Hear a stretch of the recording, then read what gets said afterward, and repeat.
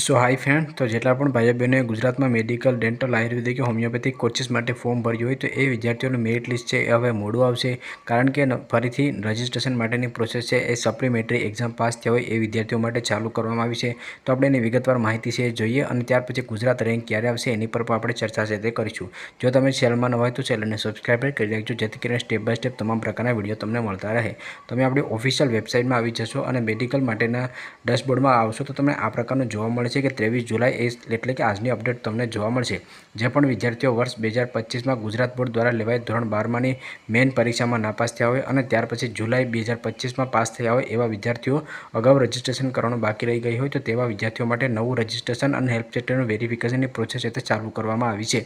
આ કયા વિદ્યાર્થીઓને લાગુ પડશે કે જે વિદ્યાર્થીઓ પૂરક પરીક્ષા એટલે કે સપ્લિમેટરી એક્ઝામમાં પાસ થયા હોય।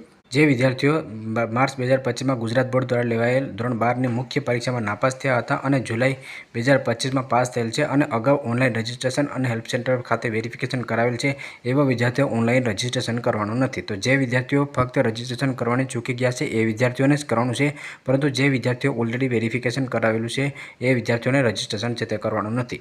જે વિદ્યાર્થીઓ વર્ષ 2025 માં ગુજરાત બોર્ડ દ્વારા લેવાયેલ 12માની મુખ્ય પરીક્ષામાં પાસ થયા હતા અને પિન ખરીદી ઓનલાઈન રજિસ્ટ્રેશનની પ્રોસેસ કરાવી અને હેલ્પ સેન્ટર ખાતે ડોક્યુમેન્ટ વેરિફિકેશન કરાવેલ છે। જો આવા વિદ્યાર્થીઓ જૂન અથવા જુલાઈમાં 2025 માં માર્ક સુધારેલ હોય તો આવા વિદ્યાર્થીઓને જાણ કરવામાં આવે છે કે તે વિદ્યાર્થીઓને પણ નવી પિન ખરીદવાની નથી। એના જે કોઈ પણ ડેટા હશે એ ગુજરાત બોર્ડમાંથી ઓટોમેટિક જ મેળવી લેવામાં આવશે। તો આ તમામ જે પ્રોસેસ છે એ વિદ્યાર્થીઓને લાગુ પડશે કે જે વિદ્યાર્થીઓ સપ્લિમેટરી એક્ઝામ એટલે કે પૂરક પરીક્ષામાં પાસ થયા હોય। નીચે આવશો તો તમને રજિસ્ટ્રેશન માટેની જાહેરાત જોવા મળશે।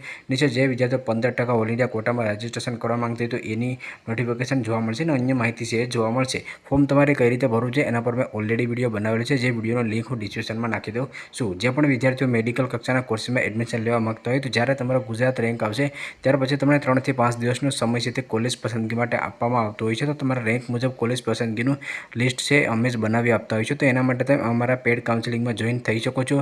પેડ કાઉન્સેલિંગમાં જોઈન થવા માટેના નંબર તમને ડિસ્ક્રિપ્શનમાં મળી જશે।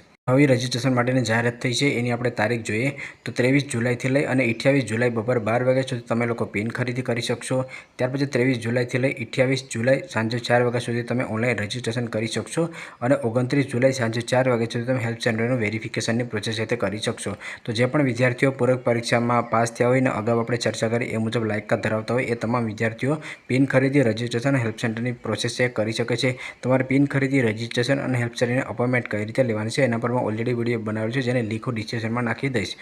તમે જ્યારે રજિસ્ટ્રેશન કરતા હોય ત્યારે તમારે ટોટલ 11,000 રૂપિયા છે તે પે કરવાના થશે। હવે ખાસ કરીને તમારો પ્રશ્ન એ આવતો છે કે ગુજરાત રેન્ક એટલે કે મેરિટ નંબર ક્યારે આવશે? તો 29 જુલાઈ સુધી રજિસ્ટ્રેશનની પ્રોસેસ ચાલુ રહેશે। તો 29 જુલાઈ પછી તમારું મેરિટ લિસ્ટ છે તે આવી શકે એમ છે, એટલે કે તમારો ગુજરાત રેન્ક છે 29 તારીખ રાત્રે અથવા તો 30 અથવા 31 તારીખે આવી શકે એમ છે। ઘણીવાર એવું થતું હોય કે એ લોકોને પ્રોવિઝનલ મેરિટ લિસ્ટ ડિક્લેર કરવામાં આવતું હોય કે જેમાં સુધારા વધારા કરવાનો હોય તો તમારો ગુજરાત રેન્ક છે ગમે ત્યારે ડિક્લેર કરી શકે, કાલે પણ કરી શકે, પરમ દિવસે પણ કરી શકે। પરંતુ અત્યારે હાલ આપણે જોઈએ તો જો બધા વિદ્યાર્થીઓને એક સાથે મેરિટ લિસ્ટ ડિક્લેર કરે તો તમારું જે મેરિટ લિસ્ટ છે એ 29 તારીખ, 30 તારીખ, 31 તારીખે ડિક્લેર થઈ શકે એમ છે। બાકી આગળ કોઈ ફાસ્ટ અપડેટ આવશે તો એના પર પણ હું વિડીયો છે બનાવતો રહીશ। જો તમે અમારા પેડ કાઉન્સેલિંગમાં જોડાવા માંગતા હોય તો ડિસ્ક્રિપ્શનમાં તમને નંબર છે મળી જશે। વિડીયો તમને પસંદ આવે તો લાઇક કરજો અને ચેનલમાં ન હોય તો ચેનલને સબસ્ક્રાઈબર કરવાનું ભૂલશો નહીં।